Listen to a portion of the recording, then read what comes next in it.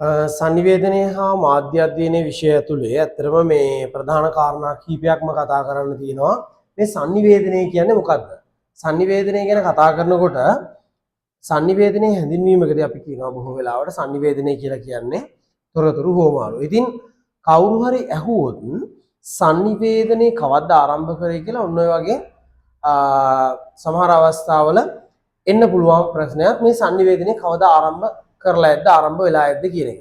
ඉතින් අපිට ඔකට දෙන්න පුළුවන් හොඳම උත්තරය තමයි මානවයා ඉපදුනේ කවදාද කොතනද අන්න එතන sannivedanaya ආරම්භ වුණා. ඉතින් මේ sannivedanaya ආරම්භ වෙලා මානවයාගේ මරණය නැත්තම් මිනිසාගේ මරණය දක්වාම මේ කියන sannivedanaya පැවැත්ම තියෙනවා. right. අපි මේ මොහොතේදී කතා කරන්න සූදානම් මේ sannivedanaya නැත්නම් මේ අතීත මානවයා Tamanගේ sannivedanaya සඳහා භාවිතා කරපු සංඥා සංකේත දෙවර්ගයක් තියෙනවා. ඉතින් ඒ දෙවර්ගය පිළිබඳව තමයි මේ විදිහට කතා කරන්නේ. පළවෙනි එක තමයි මතක තියාගන්න මේ ශබ්ද සංඥා කියන එක. මොකද්ද? ශබ්ද සංඥා කියන එක. ශබ්ද සංඥා කියන එක අපිට ප්‍රධාන වශයෙන් අපේ පංචේන්ද්‍රියන් ආශ්‍රයෙන් ගත්තොත් ශබ්ද කියන එක. මෙන්න මේ ශබ්ද කියන එක අපිට දක්වන්න පුළුවන් අපේ කන මාර්ගයෙන් නැත්නම් කන උපයෝගී කරගෙන තමයි මේ ශබ්ද සංඥාවන් නිකුත් කරන්නේ.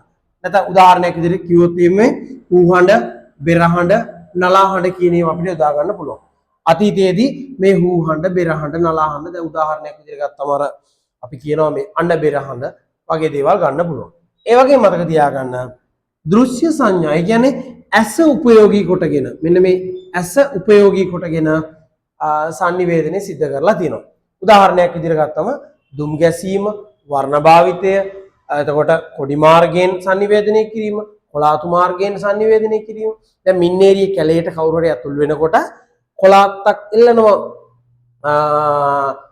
ඒ ඇතුල් වෙන්න කලින් ඔවුන් විශ්වාස කරනවා Tamanට ආරක්ෂාව මේක හරහා ලැබෙයි, තමන්ගේ වාහනයට ආරක්ෂාව ලැබෙයි අන්න විශ්වාසයන් තියෙනවා මේක ඇතුලේ. එතකොට අතීතයේ මානවයා මේ ශබ්ද සංඥා මගින් සහ දෘශ්‍ය සංඥා මගින් තමන්ගේ sannivedana ගනුදෙනුව සිදු කරලා තියෙනවා.